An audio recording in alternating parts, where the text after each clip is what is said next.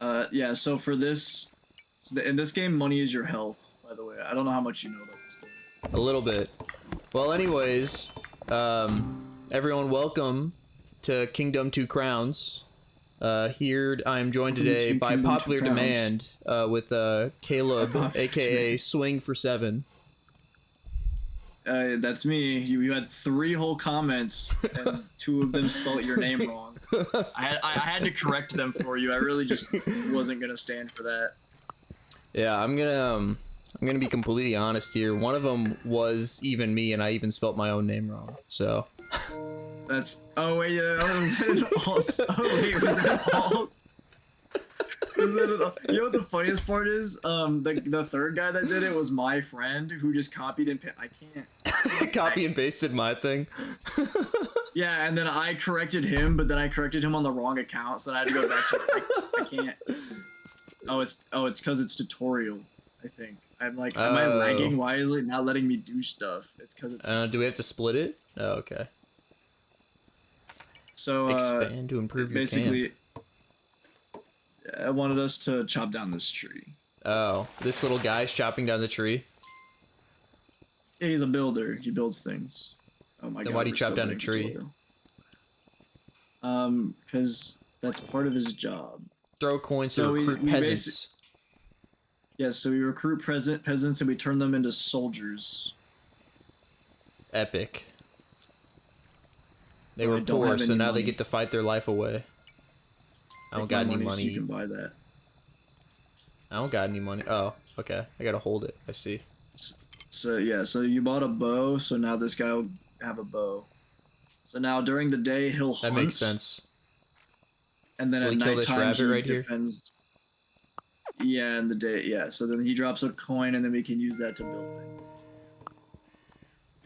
Awesome. So early game hunting is the most economically good, but late game farming is the best. Is that the meta? Yeah. Because Ooh, money. well, because also you like when winter comes, you can't hunt anymore or farm, so you just kind of have to like. Bold of you to assume we'd survive the winter. That's true. I would like to consider myself a Kingdom Two Crowns expert, so. All right, what I should I say that, spend? but I haven't actually played the normal game in a while. I've played all like the alt modes. What should you spend your money on? How much money? Yeah. 5. You should buy it. You should buy this guy. This wandering. Oh. This guy. This what? Who? Yeah, that's the money guy. Every day he brings you free money. Ah. So you give him 1 gold coin, he comes back with 10. Is he So he's trading like on Polymarket? Scams. It's probably Kalshi, but. Oh, okay, that makes sense. Said that. He's got some Kalshi bots. Oh no, that's on me. I should have warned you. Should I not have chopped all those trees down? Yeah, okay. I should have explained this. So this camp spawns these tattered vagrant guys, right? Okay, yeah. If you chop down this tree, this goes away and you can't recruit anymore, which means we will not get people from this camp. Oh, well, that's kind of dumb. So what you can do is after you chop this tree down, you can like build a house here, and then that'll spawn people. But that costs money. Lot. So yeah, first of all, the house costs the money, but then when you get a person, you have to pay 3 gold coins to get them instead of 1. Does he think he's better or something? Yeah, they just think they're built different, and so they like to scam you, basically. Okay, interesting. So basically our goal right now, so usually how I play this game is I take one side, the other person takes the other side, and then we work on expanding outwards, so just building up walls, exploring each side and like finding where all the camps are so we know like where we can recruit people at, and then going out and actually recruiting the people. And then just getting archers and builders and upgrading our camp. Is it randomly generated every time? So since this is like there's like multiple islands, yeah. So it's random like where the stuff is, but the stuff is always the same. If that makes sense. Oh, okay. So like in one run, maybe like the money guy will be on the left, and like maybe sometimes he'll be really far away. Sometimes he can spawn so far away that he can't actually get to you, and if he doesn't get to you in time, he like turns around, and you just Wow. don't get your money ever. What a little meanie. At least he I know, came back right? with his polymarket scam. Are these not friendly people? True. No, those are the greed. They're called greed because they take your money, and they want your crown because it's made of gold. If they And take these your crown, you people lose the game. These people suck at archery. Yeah, they're pretty bad. We can fix Are- that later, though. Are normal people better at shooting? No, the normal people actually don't shoot. Oh, then So what are they whenever good you for? get hit, you drop coins, Yeah.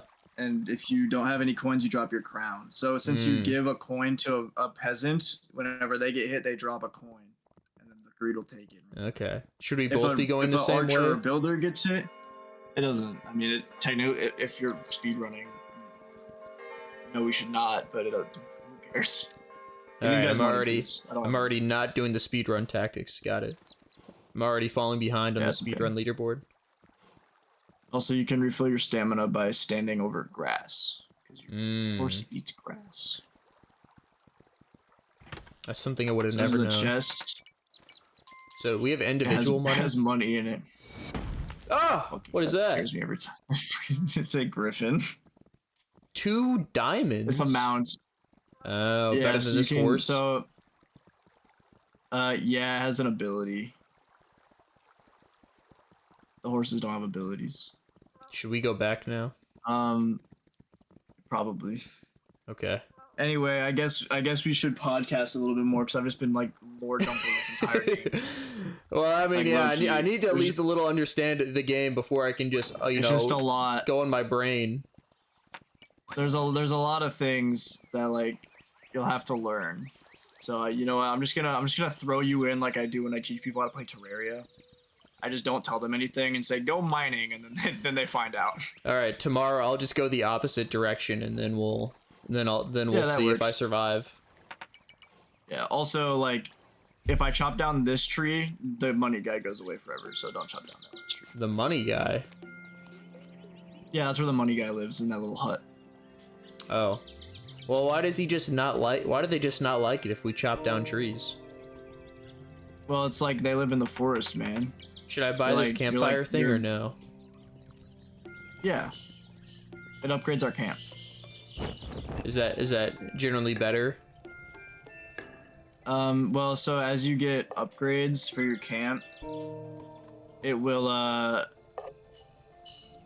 like at certain, it unlocks new things, basically. Oh, okay. And then at certain ranks, so what you can actually do is there's like a rank of the camp that like automatically sets your walls to get upgraded, so you can save money by just upgrading the Money. camp, not upgrading your walls.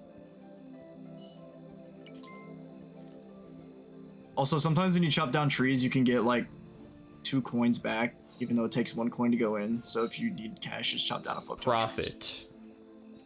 Yeah, profit. All right. Podcasting time. Yep. So tell me a little bit about Swing for 7. You know, what really made you want to start Swing for 7? Oh yeah, sure. So actually, the original concept for Swing for 7, we came up with it like, I don't remember if it was a whole year ago. I think it had to have been a year ago at least at this point. Me and my buddy Graham, who appears in only 2 videos. Rest in peace, Graham. He died. Oh, dang. He did quit the One Piece TCG, so he might as well be dead to me. But He quit the One Piece TCG? yes, Why he would he doesn't do play that? anymore. We lost him to Magic the Gathering. It's very Oh, unfortunate. no. Yeah, it's quite the tragedy. And you can really only have one card game at a time where you sink your entire life savings into. Yeah, unfortunately, some of his college friends are into Magic. They got him into Magic, and I wasn't able to retain my hold over him. So unfortunately, he will not be making any more appearances on the channel. Most likely, maybe one day he'll come back, Yeah. but I won't. I wouldn't bet on Calchi that Graham will come back. Oh, you wouldn't bet on the probability market that he would come back? I wouldn't take the overs, was all I'm saying. Alright, so if I put up a As a poly guy- market...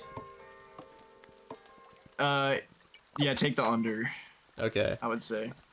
I mean, so if we'll put this off record, but if I put a poly market that he won't come back, and then you force him to come back, is that illegal?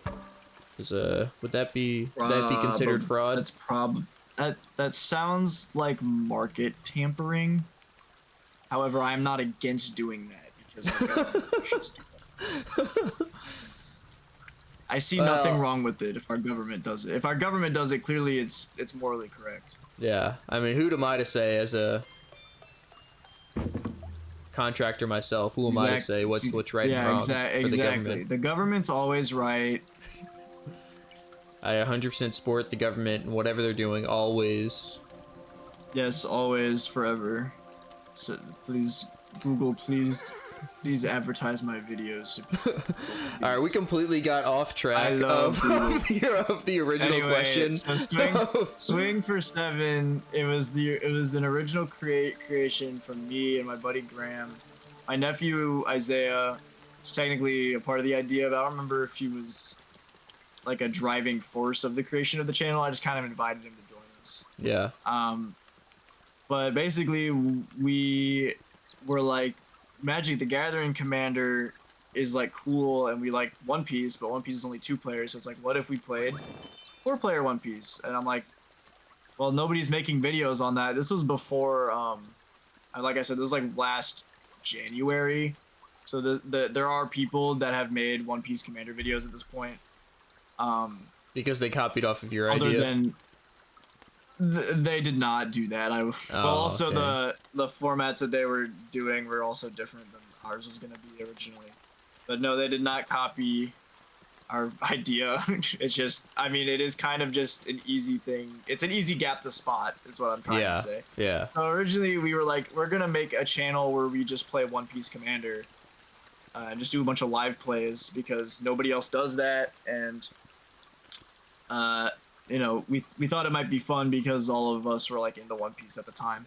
Yeah. We went to One Piece Day. I'm like, well, I might as well vlog it if we're gonna start this YouTube channel. Yeah. And then that was a whole different fiasco. If I'm being honest, I wish I could go back and do it differently at this point, but you know, what's that? You live and you learn. Just the overall quality of the video and. Okay. Yeah, like the microphones that I bought, which I still use, unfortunately, I'm just not a huge fan of them. They're also not split audio tracks, so I can't like mute one person while somebody else talks, and so if people talk over each other, it's a whole thing. Oh, okay. It just didn't sound good enough to me. I didn't know, like, I didn't plan it. It was just poor planning. It's like, I was like, oh, I'll just record using my phone, but then I'm like, oh, I have to like get all of these recordings onto my computer or whatever somehow, and then I just didn't think it through until the moment came, and it caused me to waste a lot of time. And yeah, okay, you know, that's fair. there actually is there's currently 2 parts of the vlog that are unreleased to this day. Really? Just for reference, One Piece Day was like 2 days ago last year, as of this recording. It's over a year. Oh man. So it's been over a year, which is why I haven't released them, because the first episode was me. I've gotten way off track again, but I'm gonna keep talking about this. Yeah, that's okay. I think this is interesting. I personally think this is interesting.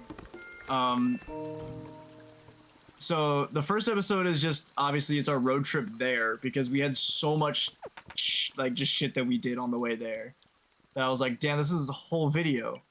And then I was like, okay, well, that's fine. We'll have a 3-part video. So then I make the second part, which is the entire first day of the event, which was really cool. I really want to go to more One Piece events, but they're all very far away, and I'm very poor. So maybe when I hit the YouTube big leagues, I'll go to more events.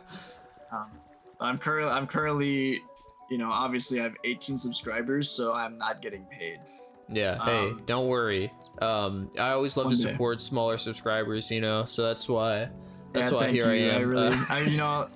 I really appreciate you forcing me to do this video with you because I did a challenge on my YouTube channel and you just so happened to comment on it. Exactly. Truly a blessing. I truly looked out. And I hope you remember this every single day. Yeah, and I'm forever grateful. I expect dividends to be paid, honestly. So.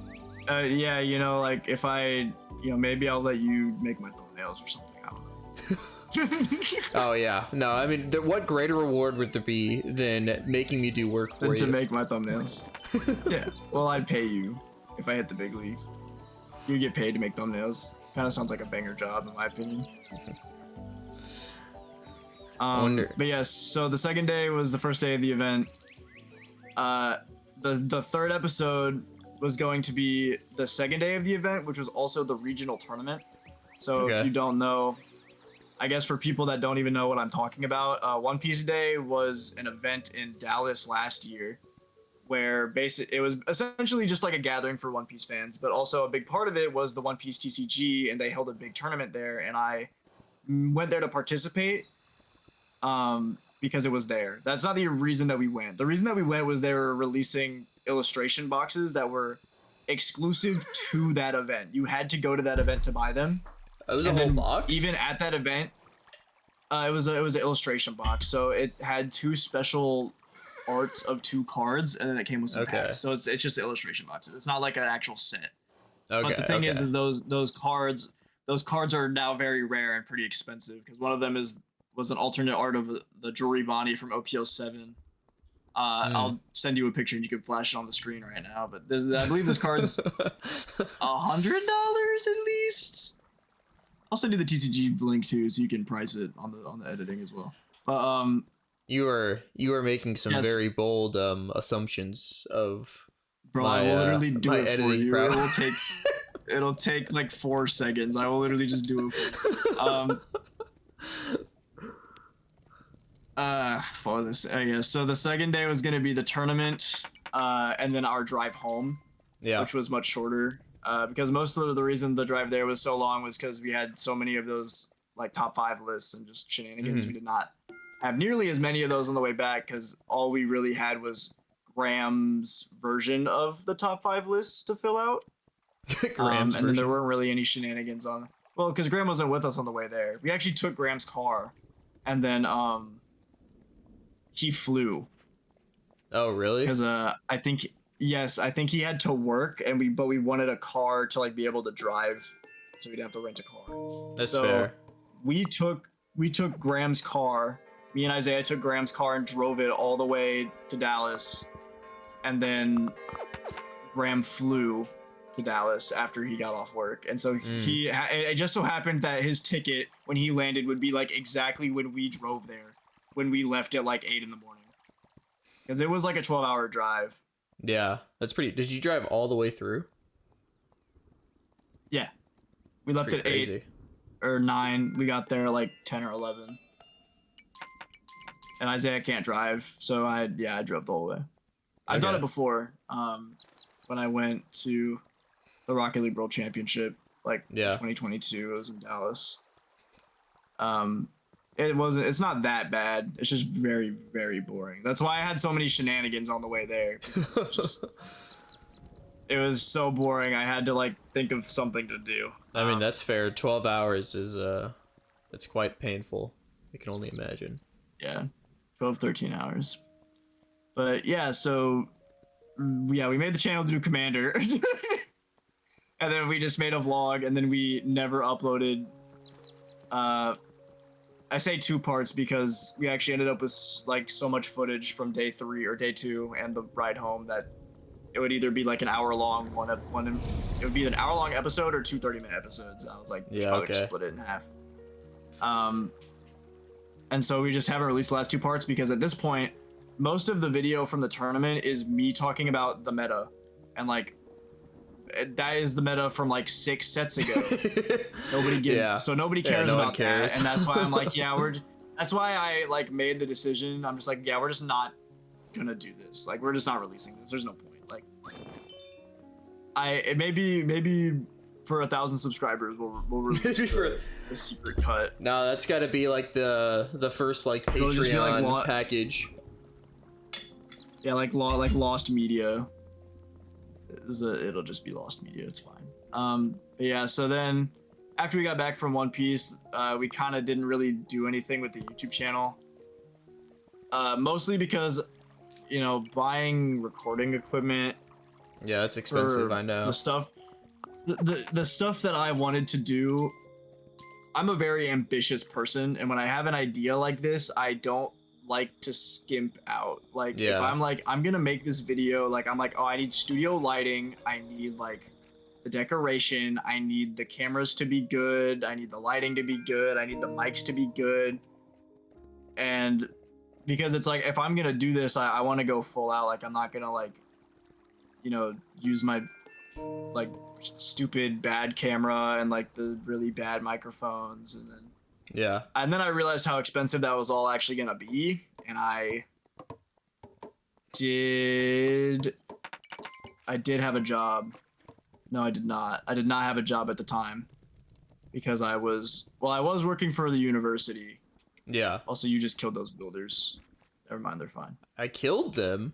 When you mark a job, they run to it whether or not it's nighttime. So then they would have just ran out and died. Luckily, they didn't make it outside the walls before they got here. So, hey, you know what?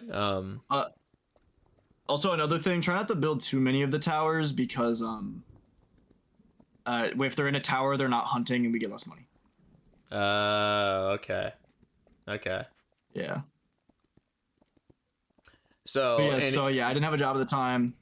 Was poor. I'm like, I can't afford recording equipment, so I kind of gave up for a long time. And then, but I never quit playing the game though. It's because all of my money that I had was going to the TCG itself. Yeah. And not making videos about the TCG. I don't even know what sparked me to make videos again. I think I just have this like random urge to just start doing content again. Yeah. Like randomly, because it also happened in high school. Like when I was streaming and stuff, like sometimes I just get this urge to do content. Like I genuinely enjoy doing it, but it does just require so much effort, and if I can't schedule it properly, I end up getting burnt out. So I'm hoping that I can not do that this time. Yeah. It does help that like I am not streaming, because I think the reason I like burnt out of streaming so fast all the time was because if you're streaming and there's no one in chat, it's really hard to be entertaining. Yeah, but if it's fair. a video, very easy to be entertaining in a video. I feel like, just because I say that with so much confidence, like I am being entertaining in this trash video. Because I do watch my own videos before I publish them, but it's mainly to make sure there's no editing errors. I try not to overwatch them because I'm gonna like heavily critique everything I do. Yeah, I mean, I found out myself where it's like, I'm just so used to hearing my own voice now though, where it's like before it was like weird hearing my voice, but now it's just like, oh yeah, no, I know that's what I sound like, and it's like I feel like I'm somewhat of my biggest fan, because it's like, oh man, I gotta watch that video that I did again. I don't know. I mean, I feel like that's one of the main reasons that I did YouTube, or that I do YouTube, is just so like it's more of like a time capsule, because it's definitely not an income right now. So. Oh right, yeah, it's not an income. Yeah, I would say like the main reason I'm even like doing content is so the big thing that I've noticed with One Piece specifically is that there's a lot of content regarding like meta strategies and like upcoming sets and like how it affects like the competitiveness of the game. Yeah. But I don't see a lot of content that's centered around like actually playing like people that no, I mean they play the game. It's just like it's always about like, oh, like is this deck busted? Like is this broken? Like is this good? Like trying to win and trying to make the best deck. I feel like there's just not a lot of stuff that's like fun. Like just fun for fun's sake. It's always like fun for competitiveness' sake. It's not fun for fun's sake. And so when I think I actually do remember why I was like, when EBO3 was coming out, I was like, I'm going to buy a lot of this set because I know that it's going to be very expensive. Yeah. And if I don't get the cards that I want from the box, I will likely never buy the singles because they're going to be so expensive. Yeah. And so I bought as many boxes as our LGS would allow me to do, which was 3. So I bought all of them. I used like my gift cards for that place from Christmas and my cash from Christmas. And I also sold a bunch of my alt arts that I did not care about. Oh, actually? Yeah, I got about $1,000 in alt arts from all my previous boxes that I pulled. Yeah, I was trying to be less of a hoarder because like I have a tendency to like hoard my collection, and it's like I never play these cards. Like I'm never gonna trade them because the only things that I would alt out are like very niche and specific, and people are generally not going to have those like in a trade binder. The things that I want, like actually want.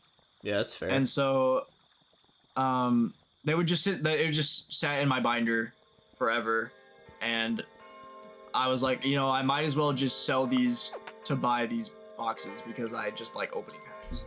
That's fair. And then literally on my drive home, I'm like, should I make a box opening video? Because I feel like that's like an easy, if I say like low brow thing to make as a YouTuber. Yeah. A TCG YouTuber, just a box open. It's simple, it's like classic, it's like almost boring. And then I'm like, I don't know if I want to just make a normal box opening video. Like, who's gonna want to watch that? Yeah. And that's why I was like, okay, well, I need to put some sort of twist on this, and I came up with the idea of playing bingo because I was also like, I don't want to record this box opening and then like not pull anything good at all. Yeah. And then the video is just me being sad because I didn't pull anything from my box. Which was the opposite of what happened. I mean, you pulled everything. No, I actually pulled very good. I pulled pretty good. I'm very, very happy. See, I know that those boxes are 3-hit boxes like normally anyways. But I still am very, very happy with the way, or like all the cards that I got.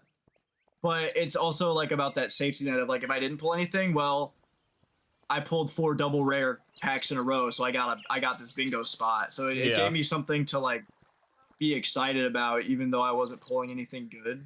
Yeah. And I mean, it made for a very long box opening because there was just so much of the footage that I wanted to include. Yeah, that's fair. Because I was genuinely just having fun.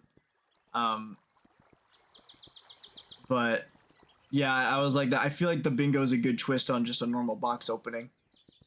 I probably in the future I will not be doing 3-box bingo. I will probably be doing 1-box bingo at most. I also don't know if I'm going to be doing it for every set. We'll see what happens. I'm not sure. Okay. But yeah, I was like, yeah, I came up with the bingo idea. And I'm like, yeah, you know what? I'll record this. And so I literally called Logan like on my way home. I'm like, Logan, after you pick up your box, do you want to record a video? And he was like, okay. And then we just did it. We literally just did it, and I was like, okay, I'm gonna edit this. And the good thing about that video was I didn't have a deadline. Yeah. Like I'm kind of putting on myself now. So in that sense, like I tried to take my time with it as much as I could. And then that's when I also realized I'm like, yeah, the audio just kind of sucks. It kind of just sucks. And the hand cam was abysmal. I was so upset after I found out that the hand cam was like really laggy. I literally tried so many things to try and make it watchable, but it was really bad to me. I hated it. Because I thought it would be fine because I was like monitoring the OBS on my laptop the entire time to make sure that it wasn't like having encoding errors or anything, and apparently it just did, and it just didn't tell me. Yeah. So, no, that's because like you can see in the video, I'm like looking off to my right, like video. A lot, yeah. Part of that is because when we're showing the cards to the camera, and we can't see the cards, so we're looking off to the side to see the cards. But also, I'm checking the OBS to make sure it's not breaking, and it turns out it just wasn't telling me it was overloaded. It was very unfortunate. Yeah, but I mean, I was like, okay, it was that bad. Like I said, I have very high standards for myself. Yeah. Like if I'm doing this, I almost need it to be like as near to professional as I can get, which I understand even now. Like I'm still not doing that, But you know, my goal is to just like make something better every video, and I feel like if Yeah, I that's do fair. that, we'll get somewhere. So yeah, after the first video, I'm like, this audio sucks. That's the first thing I'm fixing. So I bought better lav mics, and then I was like, yep, I'm buying a gimbal for my phone. And then I'm just like, if I ever need more than one camera angle, I will just need to borrow somebody else's phone. Yeah, Because that's fair. our most recent video, we actually like all 4 of the players. I'd use all of their phones. So like, Oh, really? my phone was used. Yeah, my phone was used. Logan's phone was used. Reagan's phone was used. Isaiah's phone was used. Actually, Reagan's phone was recording the overhead angle for the first 15 minutes, and then her storage got full because she has so many other videos on her phone. Because Reagan's a dance coach, so she like takes videos of the people she coaches, like their dances a lot, and so so it takes up all her space. So what in the middle of the video, I had to take Reagan's phone down from the overhead angle, and then I put my phone up there, and then I had to move around all the angles. So like you'll notice, like after the first 15 minutes, I never use like I had a overhead shot, a shot of the 2 people on the left, 2 people on the right, and then like a wide shot of the whole table, like from the side. Mm-hmm. I never used that wide shot again after the first 15 minutes because it simply doesn't exist because I only had 3 cameras. So, you know, one day we'll get a camera. I think Reagan is gonna buy an iPad, and she said she'd let me use it to record stuff with, because I didn't know they had, like, hopefully I can have more camera angles after that. I didn't know they would really have that good of quality footage. I don't know if they would record. I mean, I don't know what she's planning on getting. So, I don't actually know. I just imagine it would be the same camera that's on an iPhone now. Like, yeah. But even if that's the case, the iPad is mainly for her dance stuff. So yeah. Then she just deletes all the dance stuff off her phone, and I can just use that instead. So like, either way, I'm getting an extra camera, and I won't have to worry about this again. Yeah, that's fair. The other thing is that I actually had to use the crappy lavalier mics that I don't like in the video because I kind of forgot. We got to the day of recording, I'm like, oh wait, I only have 2 lav mics.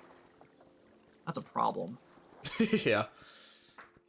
And so I had to use the bad recording. I tried to make it as good as I can, but you know, it's only going to be so good, especially because the tracks aren't split, and Reagan was sick, and so every 10 seconds she was sniffling. Oh yeah. So it was so annoying. Sure, and then there would be like times where she around. would just like yawn. Yes, that, and she would just like yawn at the most random moments, and I was just like, Reagan, you gotta be freaking kidding me. Like, it was so annoying. I literally was editing the video yesterday, and I kept joining the Discord call that her and Logan was in, and I was like, Reagan, I'm never recording while you're never sick. Yawn again. Never yawn again. Like, this is the worst thing I've ever seen in my life. Yeah, no. But yeah. Really, I'm trying to make content to just appeal to more like the casual audience. Like, I'm just doing like, oh, what if you picked up cards and then just played? Like, you just like, it doesn't have to be good. It's not meant to be good. Yeah. Like, we played this alternate game mode where it's like wacky leaders and you do some super random gimmicks. Or you play this mode where you have to only use 1 character, which essentially means that your deck is going to be trash. Yeah. And so it's like, it kind of like, yeah. I don't know. I do like that because that's what I like. I really like the pre-release things where it's just Luffy but all colors. So it's like, even though the deck is like trash on a pre-release, you know, most of the times it's like, it's very hard to even get something going with that.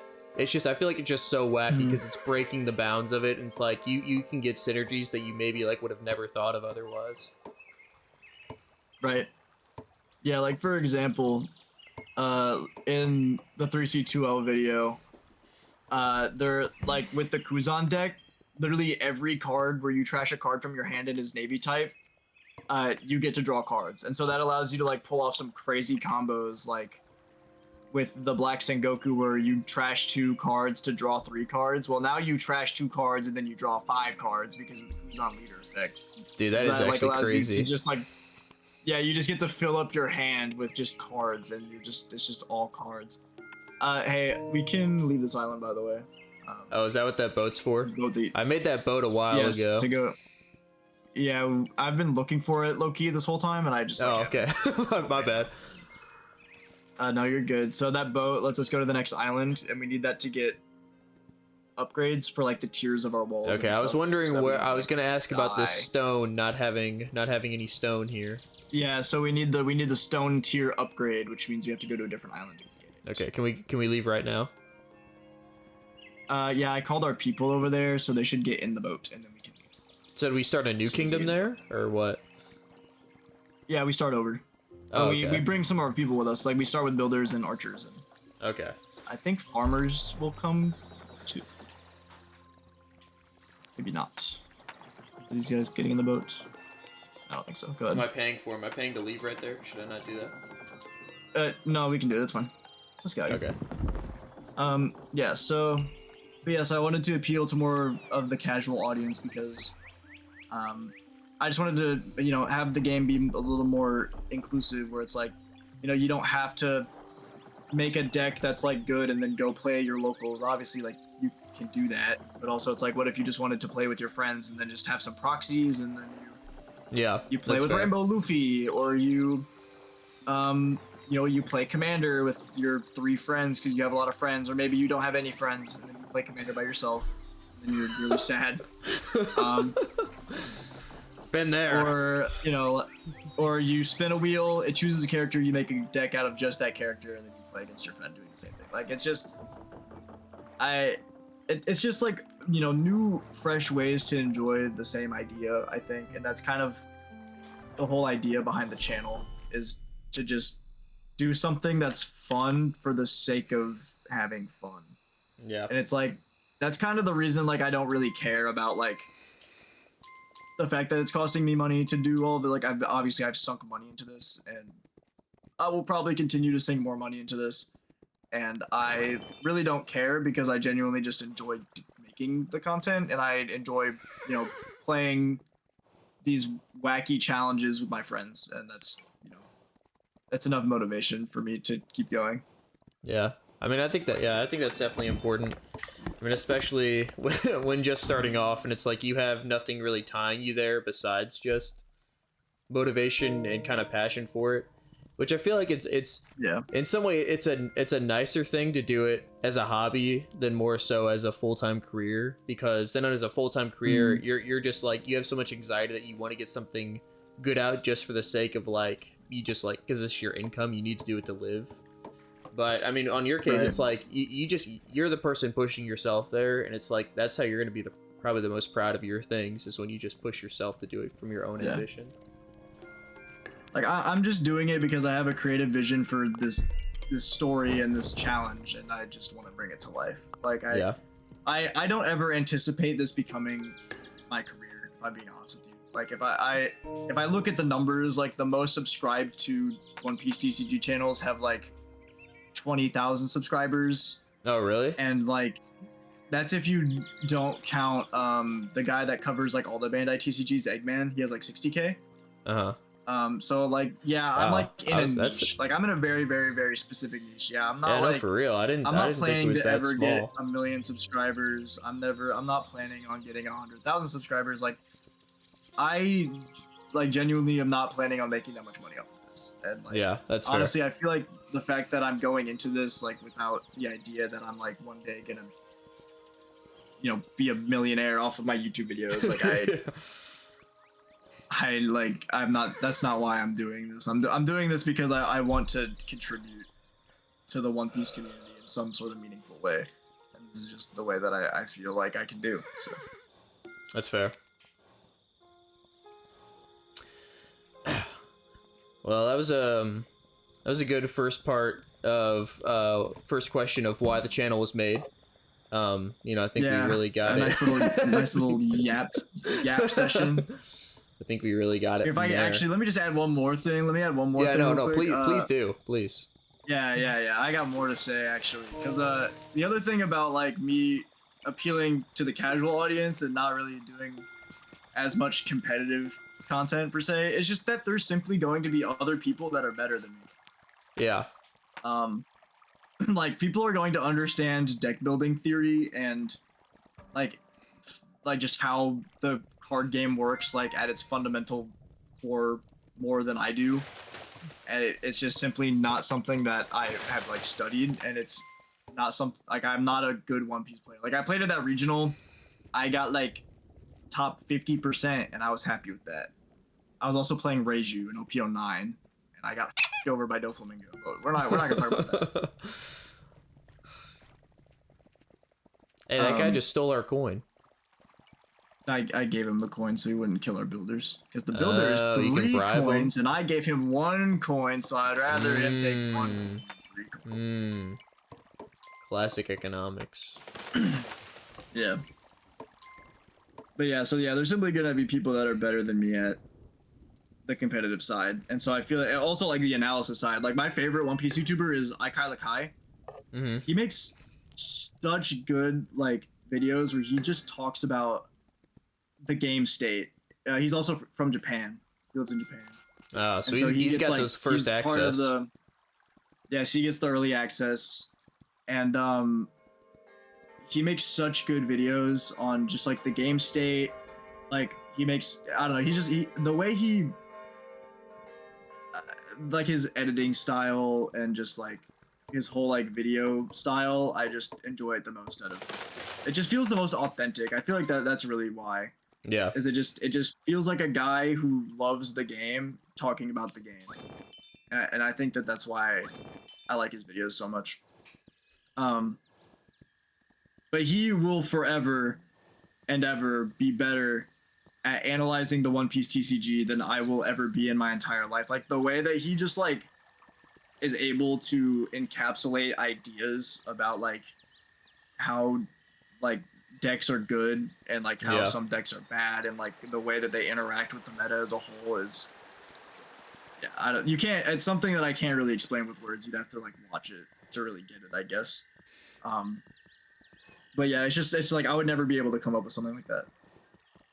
So like I just need to stick to my strengths, and that's just doing stupid shit, I guess. my strength is doing something dumb.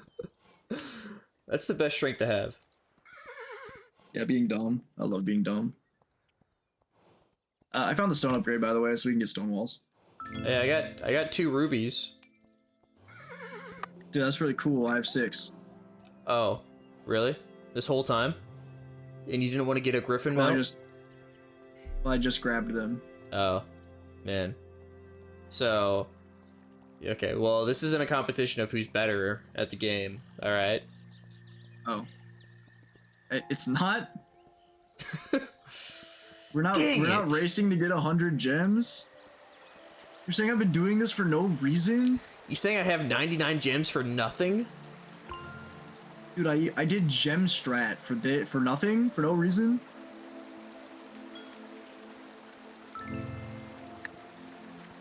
Oh no, I don't got 3 coins. I just made a big guy come out, but I got no money. A big guy? A big deer-looking guy. Oh, he's the mount. Yeah, but I got no money. All I had is gems. You can come back. Well, he doesn't go away. You can come back and get more money. Oh, okay. Screw you, peasant. I need a mount. Well, so I know you said you're not good at analyzing, you know. So, but what would you say? Like, how is the One Piece TCG? Like, how is it doing as a whole? You know, like, is it getting more popular? Is it kind of staying the same? Is it dying? Do you think, or like, you think it has like a long run still? You know, there is a lot of different viewpoints on this, and it doesn't necessarily have to do with One Piece itself. It's more about Bandai, the company that runs it, because Bandai is known for just like shotgunning out a bunch of TCGs and then just leaving them to die. Yeah, that's fair. So there's a lot of people that are currently worried about the state of power creep in the One Piece TCG, and they think that it's just gonna get bad, and then they're just gonna like leave it and just cut it off. Which I would say is preposterous. However, they have done that exact thing in the past, and so I can't say that it's impossible that that will happen. Their Dragon Ball trading card game. I guess it got power creeped, and the state of the game was just so bad that they literally just discontinued it and started a new one. Really? Yeah, and so everyone that was playing that first Dragon Ball TCG now had to start buying the new TCG, and all of their collections and stuff that they had from before were completely worthless. Dang, I'd honestly be, man, that's sad. Yeah, it is very sad. I think that their how do I say this? Their card design, it feels like they're designing cards and power creeping on purpose. Really? You think they're tired so of that it? you are forced. I know, like they're doing it so you have to buy the new set. Like it feels like set? that. Okay. Yeah, it feels like that they're purposefully making the newest leaders the best leaders so that you have to buy their boxes. Yeah. And like pull the cards so that you can actually play the game at a competitive level. Well, so are they? I guess are they? Oh yeah, sorry. No, you can ask your question because I was gonna say I mean I haven't paid attention to it in a long time, but like are they still doing the rotation and ban lists? Yeah, so that's the thing that I will say is like I don't see why they would discontinue a game like that when they could just do the set rotation, because yeah, the entire point of the set rotation is so that they can reset the game in a sense, because like right now they're plagued by all of the old cards that they made that they don't like the way that it's designed. So originally the color black in the game was all about like cost reduction, cost based removal, and then your trash like as a mechanic. So those are all things that were based in the color in the color black, and it seems that they don't really like cost removal anymore. The problem is that they've made so many things that were cost removal, that they have to wait a long time for it to like the set rotation to get it out. And so what they've done in response is they've essentially started making things that just cannot be removed from the board.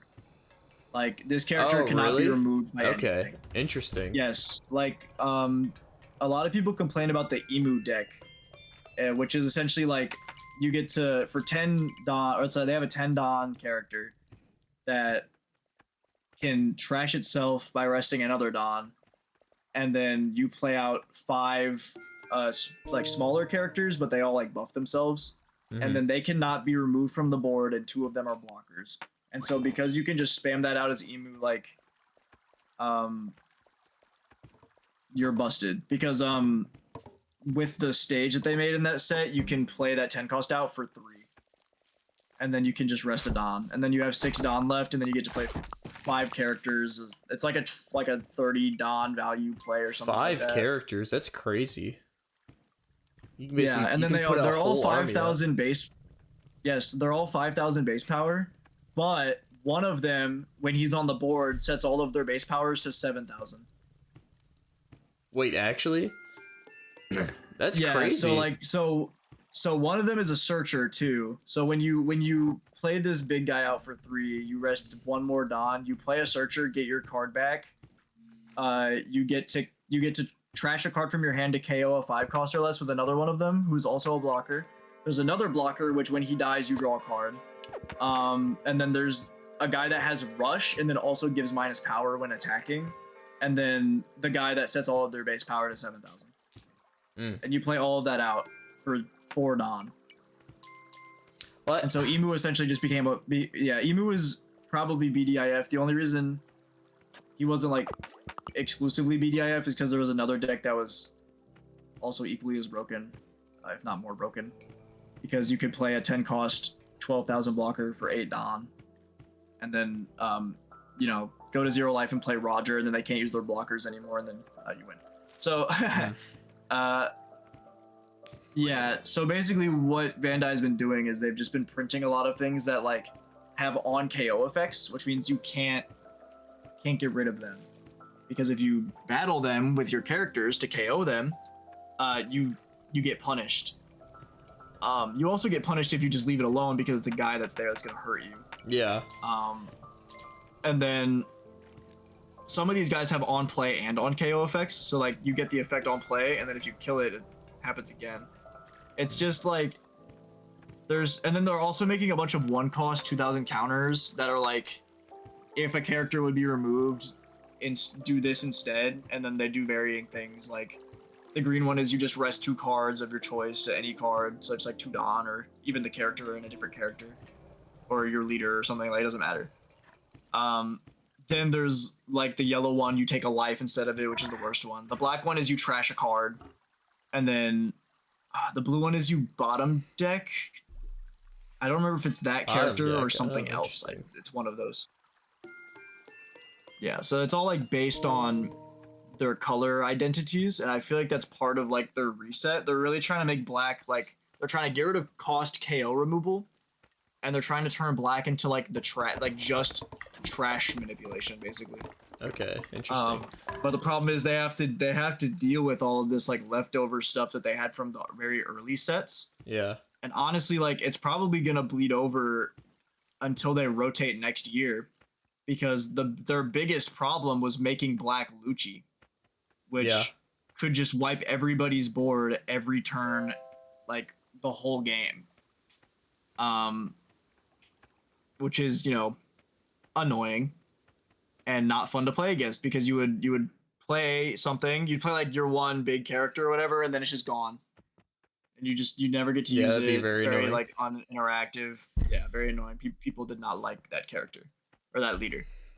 But he was very good because he could just get rid of your opponent's board every turn for the whole game. So, the problem is, I believe that Lucci is OP07, which is block 2, which means he doesn't get rotated out till next year.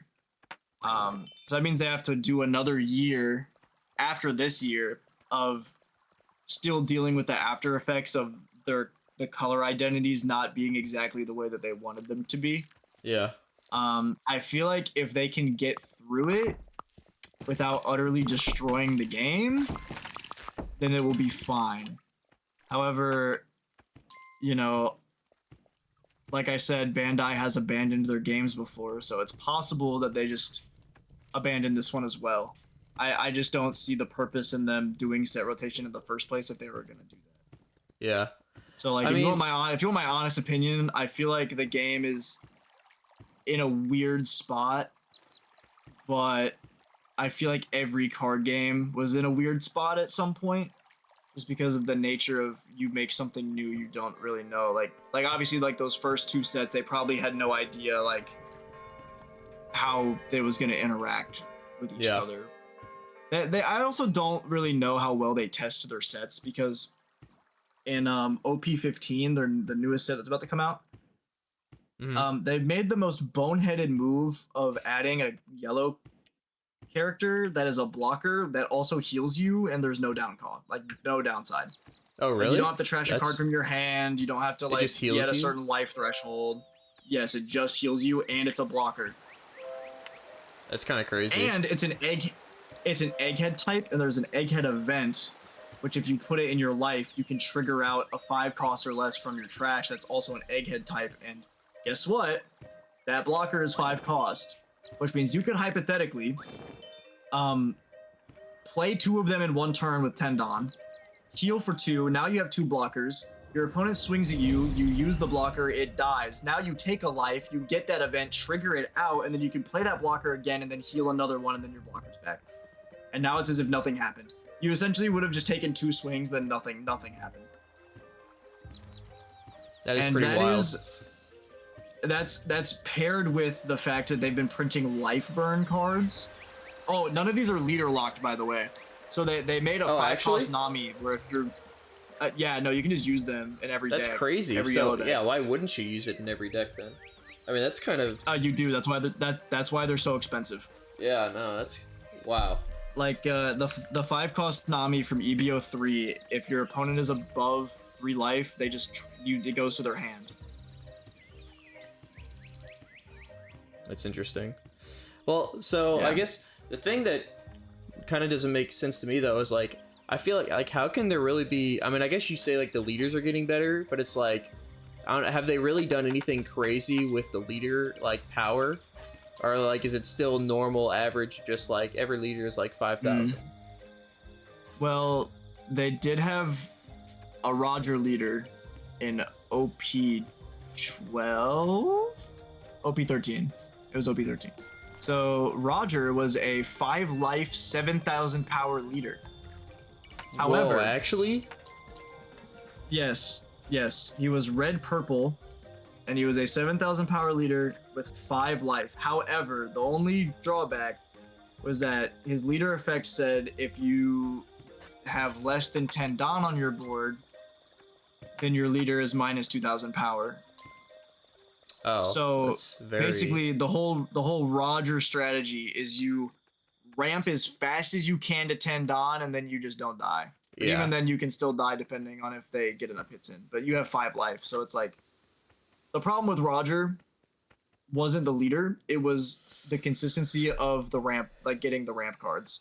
Yeah. Because if you had perfect curve, you were basically unbeatable in general. The problem is it was just very inconsistent with like getting those ramp cards, and so you wouldn't see him win all the time. Leaders have in general been getting stronger. For example, like, I don't know, let's take like the Shanks leader from OP09. Once per turn, you can give minus 1,000 power to an opponent's character or leader. Pretty good. It's a free 1,000 counter every turn. That's why he was meta as a math deck for a little bit. Let me actually pull up this leader because I don't, off the top of my head, know its entire leader effect because they have gotten much longer. And also, I haven't played much. Like kinda, yeah. So the new ace leader, the red-blue ace leader, was also in OP 13, which is the same leader that was BDIF over Emu because he was broken.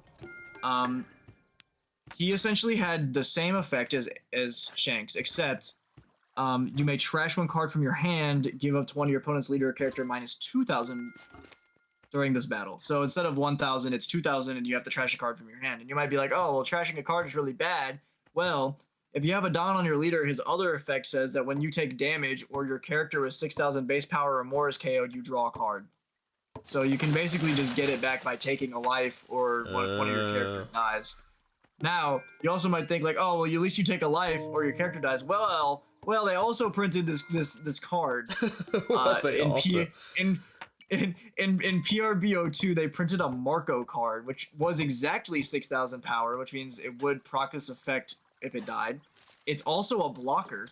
It also has its own effect, which is a KO effect, which means you can choose when it dies, and its KO effect is you just straight up draw 2 cards.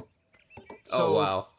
If you play this out with Ace and it dies, you essentially just get 3 cards. And a free block. That's not free, but like you get a block and you get to draw 3 cards. That's crazy. However, that technically, I mean, that's part of the reason it was so good. The other reason is that it's just blue, so it had access to red rock, so it could essentially remove anything. The Edward Newgate 10-cost blocker, which is the blocker, the 12,000 power blocker I was talking about. Yeah. You can play it for 8 Dawn using an event called I Am Whitebeard, which you could play out a 10 cost or less, I believe, I don't know if it's a Whitebeard character or Whitebeard Pirates character.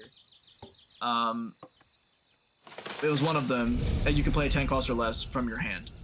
So, you would just, or it might be top of your deck as well. I don't know. I think it's hand. I'm pretty sure it's hand. But on top of that, you could also choose to take a life and then gain 2,000 power for your leader for the round.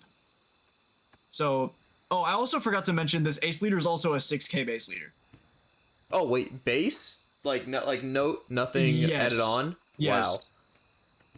So it's a 6K base leader, but it only has 3 life. And you might think of that as a downside until you remember that the Gold D. Rogers secret rare from OP09 exists, where if you or your opponent has 0 life, Oh if yeah, your opponent then you activates win. blocker, you win the game. Yeah. Which No, means dude, you oh can my- essentially dude, that's crazy. you can essentially just set up lethal because you can have 13 cards in your hand. And I know that sounds like an exaggeration, but I legitimately have played against aces where they ended up with 13 cards in their hand because they played out Marco, Yamato, and just kept drawing cards every time something would die or every time they would take a life. And they'd have 13 cards in their hand, so you can't kill them. They end up with 2 blocker new gates. Then it gets to their turn. You're at like 1 life. Then they play Roger, swing 12 with Newgate, swing 12 with Newgate, swing 13 with Roger, you're dead.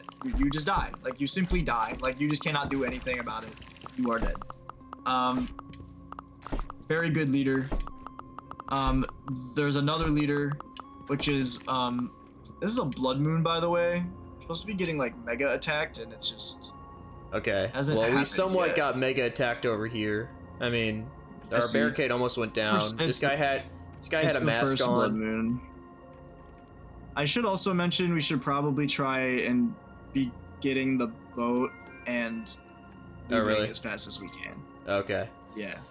Have we even got to the That's- point where the that's the stonemason is like been used? Oh yeah, I unlocked stone like in the first like 5 minutes. Well, I mean, I guess did we actually get to the upgrades where they were necessary? The next upgrades are stone upgrades, yes. Oh, okay. I mean, I just have not haven't- even noticed using anything. I've been so busy talking. I've been like trying to become not poor because my side has no more space to expand and nobody's hunting anymore. So I've been trying to like find a spot where I can do what's called, where I like to call it backtracking. So I have a camp on the left, like really close to the base. I don't want to Yeah. get rid of it because then I lose value on the guys. So then what I do is I run through the forest until I get to a part that's behind the camp where I can chop trees down from behind it, which means I can basically just Oh, circumvent. Okay. I see. Yeah, because then my hunters will go into the open field behind the camp instead of just sitting there doing it. Okay. I see. Yeah, let me talk about this other leader because this leader pisses me off. Please do. No, because this Please. is really bad. This is a yellow leader, and so we've already talked about yellow with the 5-cost blocker that heals you, which is not leader locked, and also the Nami, which is not leader locked. Yeah. So this leader is a blue-yellow leader, so it also has access to the card draw and Red Rock. This leader is... I want to read it. Thank you. So if you play a character on your... So if it's your opponent's turn and you play out a character, draw a card. Oh my. Wait. What does that Ooh. mean? Okay. That means if you trigger out a character from your life, you draw a card. Interesting. That happens almost like probably 80 to 90% of the time you hit a boa. Yeah. They are going to Okay. play something out from their life, which means they draw a card. So they take the life, play a free character, get their effect, and draw a card. Okay. Now that's crazy. On top of that,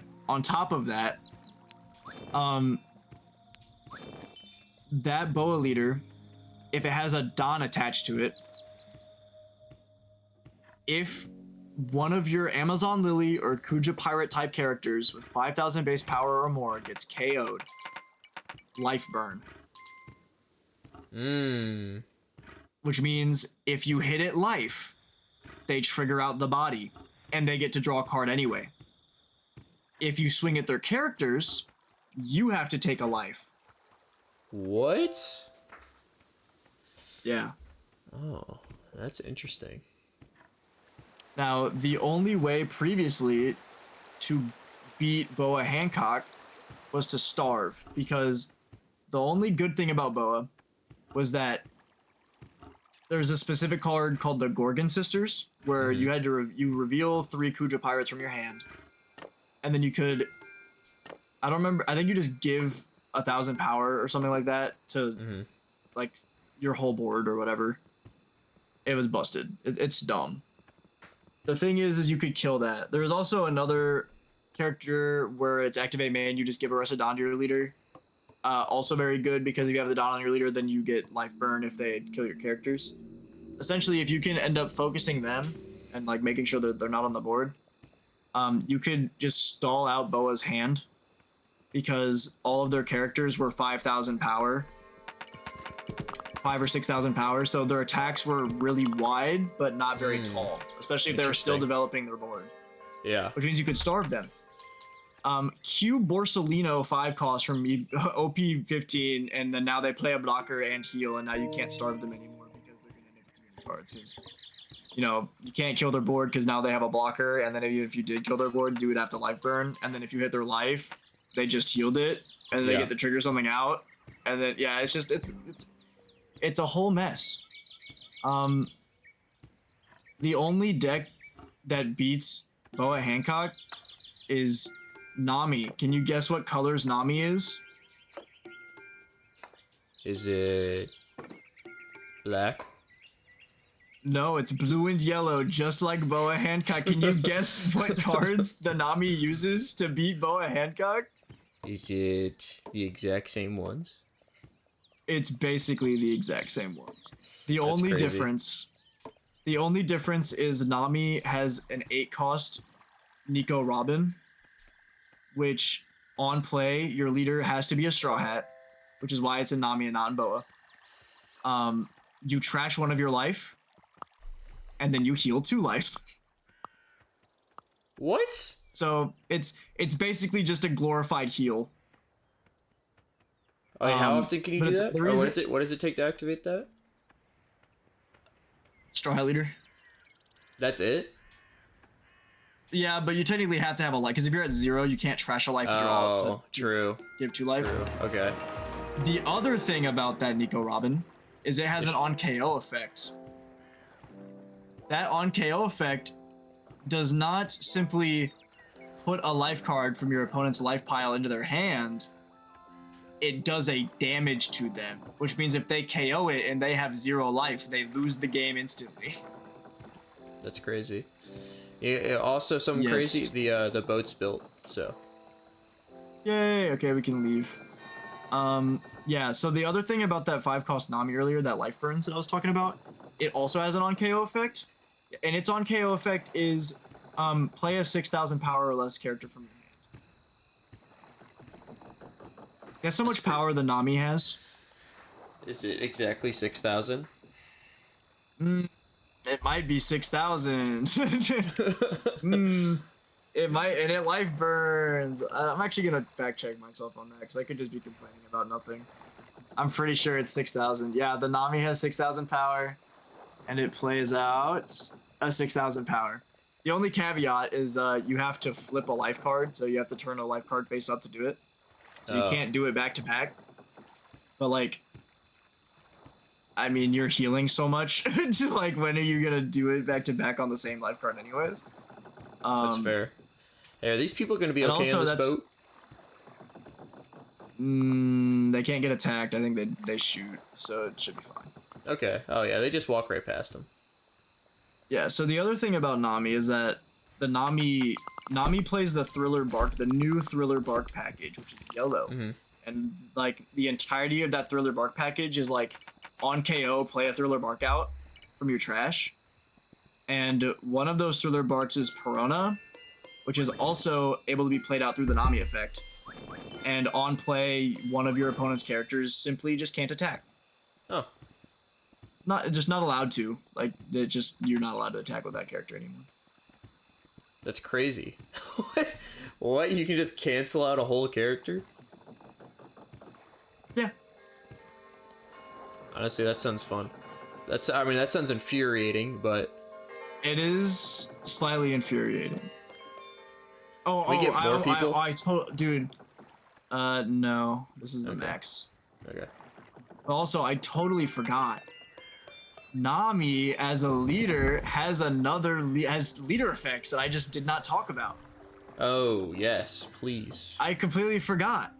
because this is the reason it has a good matchup into Boa, is its first leader effect is on opponent's attack, trash 1 card from your hand. Your leader gains plus 2,000 power for the turn, meaning your leader is a 7,000 base leader essentially, and all you have to do is trash a card once a turn.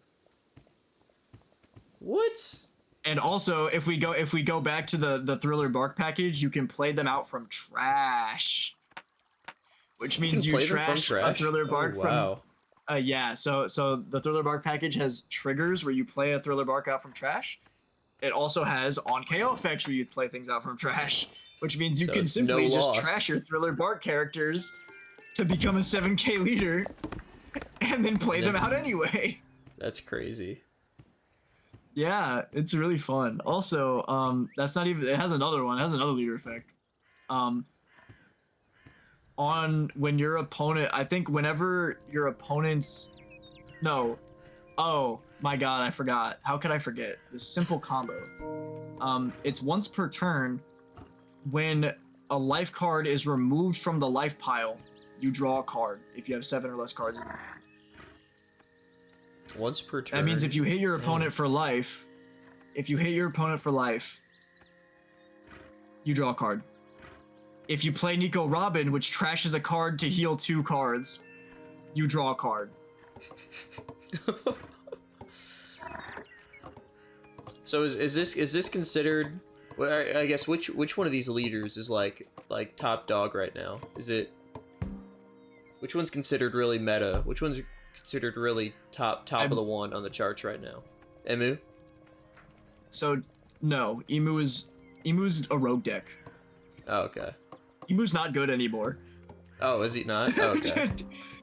Emu was good for OP 13, and then OP 14 came out, and then it was like, not really that good, and then now EBO 3's out, and then now it's just kind of not good. But people will still complain about it because they're haters. Because they're haters. Sorry, okay. I have to defend. I was an Emu player, so I kind of have to. I have to defend my boy. Yeah. Understandable. Because like technically it was cringe because I was playing one of the big 3 at the time. Because when Emu was good, it was a triangle between Zoro, Emu, and Ace. But the thing is, like, Ace is just better. Like it's just straight up better. Like Emu had a losing matchup into Ace, and Ace had a winning matchup into fucking everything. So like, people didn't complain about that for some reason, even though playing a 10 cost on 8 that is a 12k blocker is just unreasonable. Yeah. Because at least for the 10 cost Emu card, when you played out your 5 dudes, you trashed your entire board to do it. Mm-hmm. So like you had to remove your entire board to get those 5 guys out, and that wasn't like a thing that like you had to trash them to play the characters out. No, like you had to trash them to do the effect. Like the effect was trash your entire board, play out the 5 guys. 5 guys. Because that also means like if you had big guys on board, like people would run OPO7 Stussy, I think it was OPO7, where on play trash one of your characters, KO any of your opponent's characters.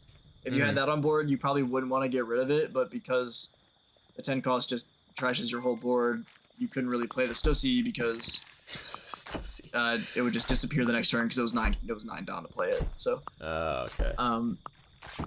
But yes, BDIF technically Nami won the most recent like major tournament. The reason it won is because it has a really good matchup into Boa, because it's a 7k leader and Boa plays 5,000 power characters. Yeah. But I kind of want to say Boa might be better, like just in general. I feel like it has better matchups into things. I could just be talking out of my ass. I mean, those guys made a really good meta call, because when they went to that tournament, like I think over 50% of the people playing were Boa, so like more than likely they just play Boa and then just win, right? Yeah. So it's hard to say what BDIF actually is, because we're technically in a jungle meta, but like Nami just beats the shit out of Boa. Boa just beats the shit out of everybody else. Like it's kind of hard to say. So that's fair. I'm just gonna say I'm gonna say it's probably Boa because I think Boa technically has better matchups, like in general, but it just has one abysmal matchup in Nanami, which is why it's not as good. Actually, fun fact: Kai had a whole conversation about what the BDIF is in this format. I don't remember which one he said it was. All I know is that it was. Oh no! Wait! Oh my God! I forgot Sanji exists. Oh, my goat Sanji. Yeah, your goat, blue purple Sanji. He's the BDIF until April. Wow, really? Yes, What makes him so goated? because he can grab blade twice a turn. That would do it. So in EBO 3, Sanji got a really cool Reiju card that is leader locked to Sanji, where on play, it's a 5-cost character. It's a 5/5. On play, activate an event from your trash that costs 7 or less. So, wow, that's a huge range. Yes. 7 or less? And also, yeah, that means it can hit Grab Blade and Red Rock. So you can play Red Rock or Grab Blade for 5. And then when you pair that with the fact that you're trashing events constantly, but also the fact that you can play like other removal events for -1 Don. Like if you have Gum Gum Jet Culverin, it's a 3-cost event or less, so you can -1 Don to do it for the Sanji leader effect, which will then proc the anti-removal on your opponent's board. Then you can play the Reiju out for 5 and then play Grab Blade with it, and then wipe 2 people off your opponent's board. And then there's nothing they can do about it. There's nothing they can do. They just gotta accept it. And then you just have like a million 4K events, and then you just can't die. The only thing I will say is that Red Rock, I believe, is getting rotated in April, so it will not be legal for use anymore, which that's is the why reason you why I say say till Sanji. April. Okay. That's why Sanji is BDIF until April, because I don't think he's going to be nearly as good without Red Rock. Okay. Because without Red Rock, like if you're, for example, playing into Ace, you can't get rid of his Newgate blocker anymore because Grab Blade doesn't hit it, because Grab Blade only hits 6 costs, and you have no like cost reduction because it's not a black deck. Yeah. And so it's not as good. It might still be really good because the Sanjis that can't get removed are busted. I just don't know if it'll be enough to be able, because I don't know, because the Grab Blade is still really good into Boa because Boa plays low cost characters for the most part. Yeah. But the only exception being the 9-cost Boa that has 10,000 power and is some bullshit type shit. I'm saying that because I don't remember what the card does. I just know it's dumb. I just spent all my money on this Night Horse. Was it worth it? I did watch you do that, and if my honest opinion is not really. No, is the other mount better? Kind of sucks ass. I mean, the other mount was at least Charming yes. Deer, and this guy runs terrible. What is his special ability? So it recharges, and when it's recharged, you can use it when you press the sprint button. Every NPC little character dude around you is invincible for like 5 seconds. Oh, okay. So I'm just really so here he's to, like, to get my he's people like home. Pretty decent. Yeah, he's pretty decent to get his people home. And also a different application that we haven't quite got to yet, but we'll get there. Well, I honestly I don't know if we really will this week. Not tonight. But... Not tonight. Not tonight. We won't get there tonight. Can we? It's fine. Is this saving? Like, does this save? Okay. Okay, good. It saves every morning. It just saved. Oh, okay. Oh yeah, that's what that crown spinning thing was, huh? Makes sense.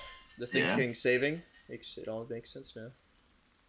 It does make sense. Well, I'm glad we could talk. Glad we could hear a little bit of a channel upbringing, your purpose behind it. Yeah. And then also just your rant opinions. of the newest sets. And honestly, to me, it feels like you could be good enough to talk about what the Make analysis videos. make analysis of stuff is. Yeah, well, if I'm being honest with you, a lot of my talking points came from those analysis videos. just regurgitated stuff. I am a parrot. I listen to the collective. I listen to the group as a whole, and I Kyla Kai. My favorite YouTuber. I listen to him. I only listen to him. That's not true. It's just I feel like the general opinion is that the Borsalino is busted and yeah. Honestly, I feel like the ace was BDIF and OP13 is kind of a hot take, even though it won the event for that set. I feel like people still think of Emu as the BDIF from that set, and I just disagree. Oh, okay. Well, so then with the with rotation and stuff, but for your for your games, are you gonna still like are all cards on the table then for your special games? That's something that I'll have to visit. So for like the one character challenge, I will likely keep it because if I rotate it out 4 sets, we probably would lose a lot of characters that are eligible to even participate. Yeah. Because like the only reason some of those characters can even be in, like some of those characters are literally in by like 1 card. Because to be an eligible like character, you need to have 13 different cards. That is including promos, events, and stages. Oh, okay. So if cut out 4 sets, we would probably lose over half of the field. Yeah. And when it comes to the commander format, currently my plan is to try out different commander formats. So some of them will have different rule sets. Yeah. The one that we played in the first one, 3C2L, explicitly states that it just doesn't have a ban list. Like there is no ban list. Okay. It will not be following set rotation. Because the whole idea is that you're just kind of doing wacky stuff with all of the weird cards that have been printed. It's meant to be extremely gimmicky and it's not meant to be good. Yeah. And so it kind of fits the spirit to be able to just use any card from any set at any time.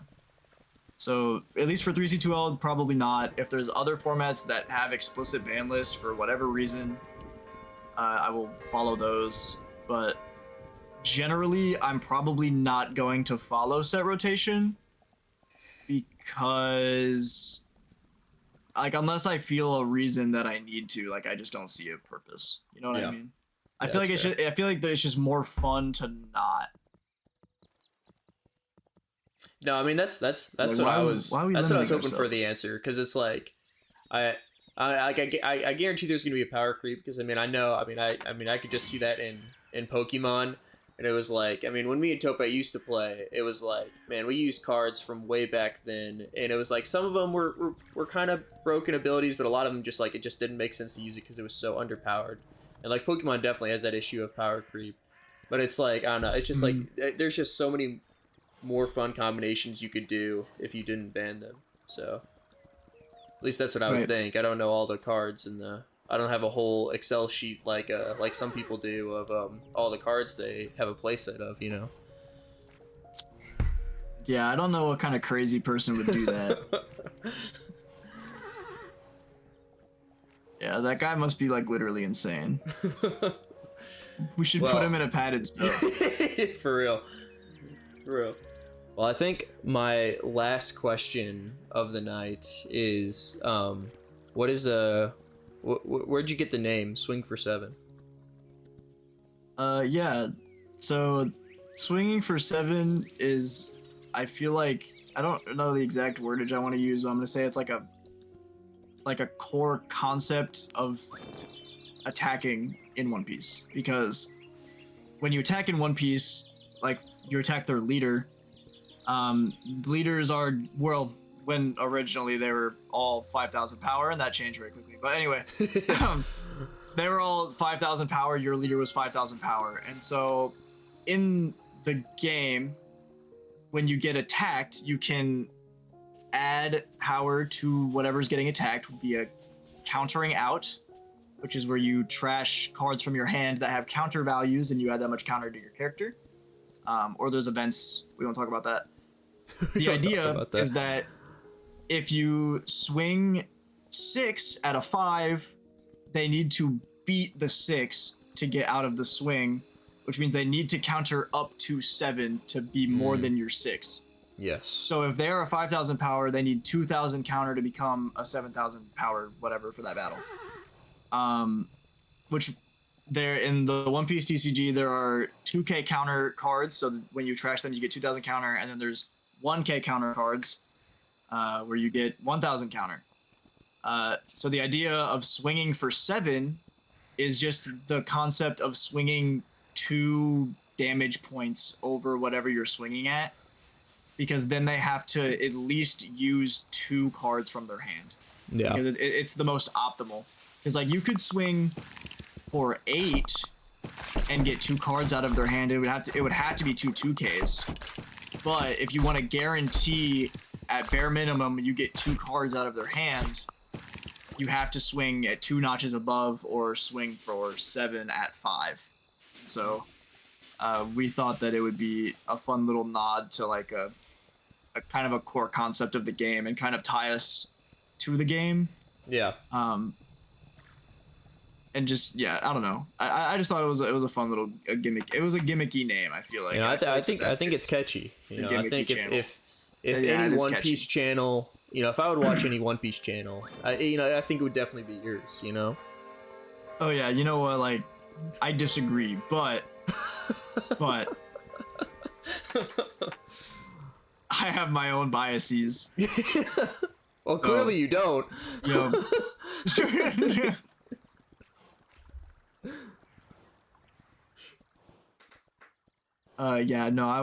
There's a lot of other people I would rather watch than myself, because I don't know, I feel like it's very egotistical to sit there and only watch my own videos that I've already watched like 30 times while editing it.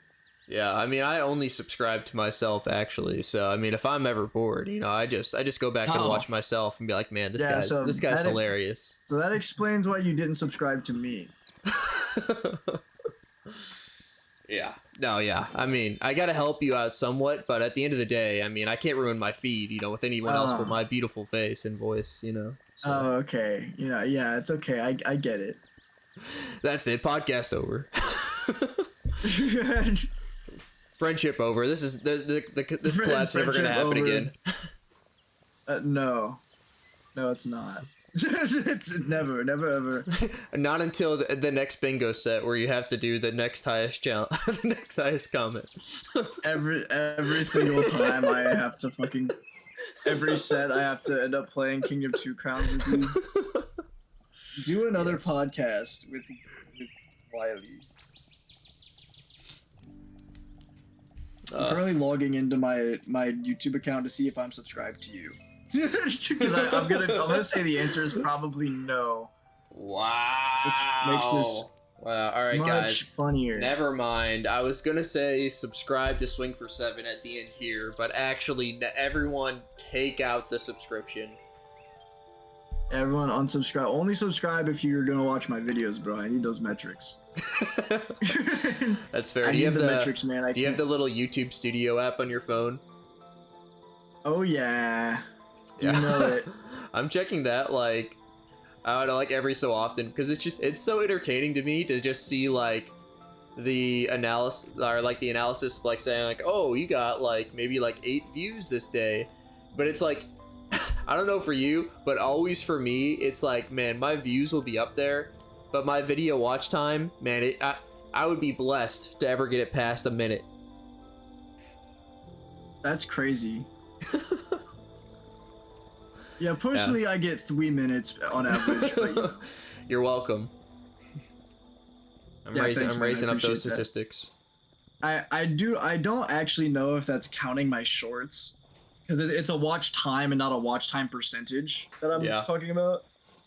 So like because my shorts are very short, so the average would go much further down, because that one short I posted got 4,000 views. Oh, actually? That's cool. It has 4,000. But it's like the fake views. Sorry, I forgot. They changed how views work on shorts specifically. Oh, really? Where if it like if you make a short and it appears at all on somebody's feed, it counts as a view. Oh, okay. But not like YouTube a whole watch time actually. what YouTube is actually tracking to like know what to push your stuff out is the engaged views, which are a different metric. And there's like a whole like thing like, so I have 4.3 thousand views on that short, and let's see, I have, so 58% of the people that got that short on their feed stayed to watch actually it. watched So it. I only have about 2,000 normal like actual views on that video. Hey, well, that's still pretty crazy though. It is still that's pretty good. It did not amount to anything. Like I got 0 subscribers off of it. Yeah. I got like how many likes is that? Like don't know. I don't know. Yeah, I never really like how much really content or like content farming is it really worth? Does it really impact you that much? 16 content farming? Or well, I mean, or no, just like viewership farming. I mean, more so just like engagement farming, like actually getting people in, actually getting people like to subscribe. You know. I mean, like, is it worth the effort? What do you mean? Is it worth to like clip myself? Yeah. I mean, I just did it because I did it because I just thought it was funny. Like Yeah. I only did the shorts for the bingo video because I thought there were enough funny moments there to make some funny little shorts about it. Yeah.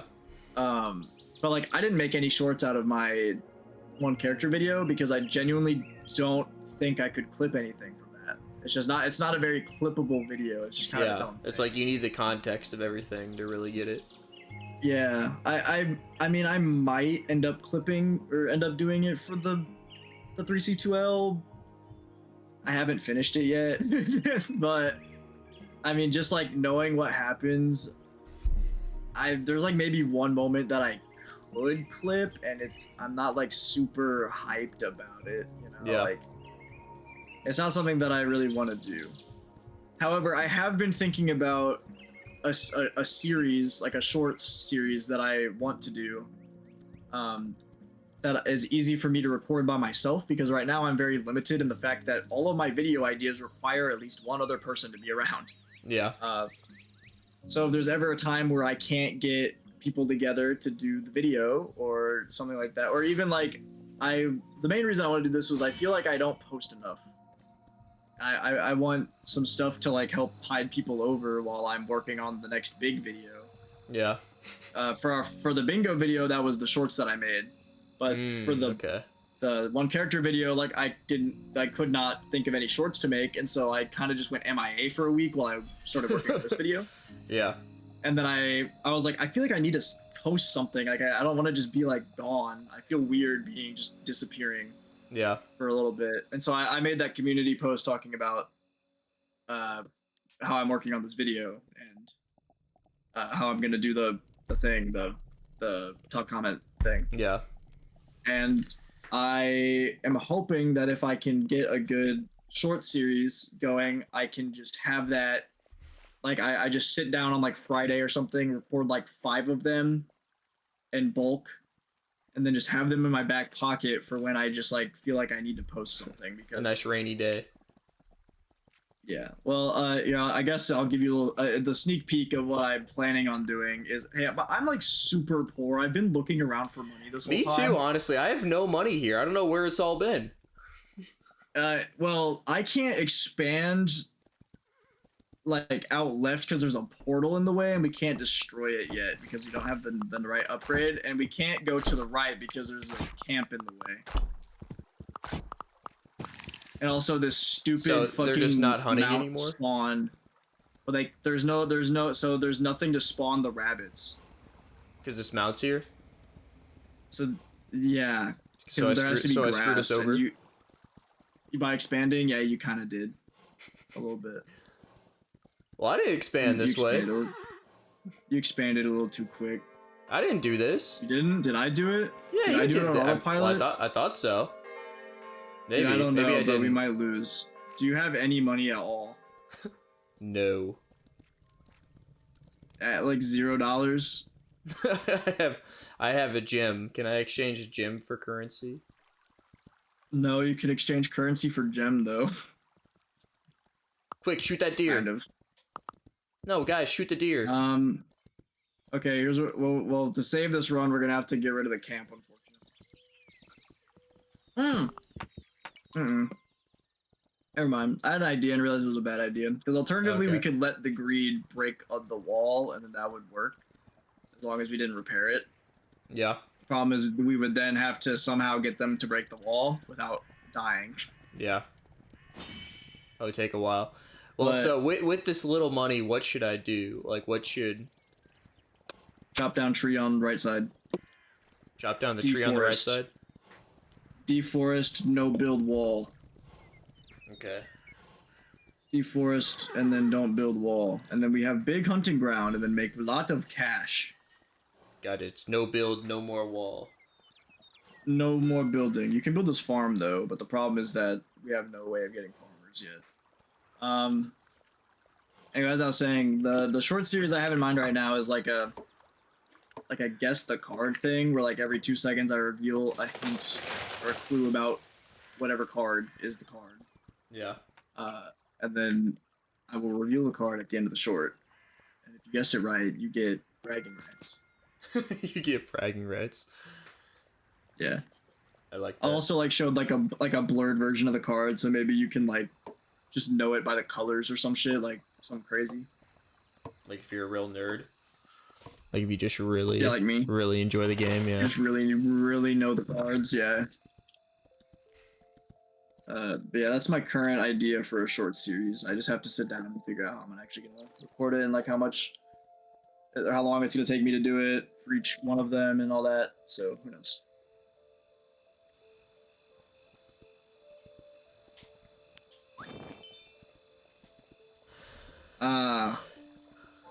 Hunting area. Is it worth it to hire more bowmen?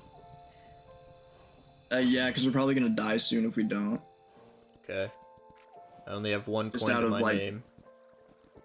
Well, chop down more trees. I probably shouldn't send them out right now. Don't worry, I'll sacrifice my gems. Oh god, they're here. Run. Don't worry, I'll protect them. Don't sacrifice your gems, run the fuck away. The gems are worth more than this guy's life. Can't I, like, protect him for 6 seconds or whatever? Oh, yeah, you totally can. I forgot. You have the warm now. No!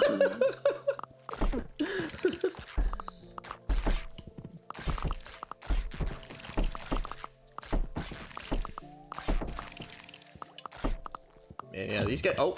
No. No. Wow. Well, no. now you're doomed. You just wasted our one coin. No. Well, now he's gonna get my gem. He's chasing me. Well, I don't know what to do. I don't know what to do for you now. Save me. And with that, I think we're gonna end it there.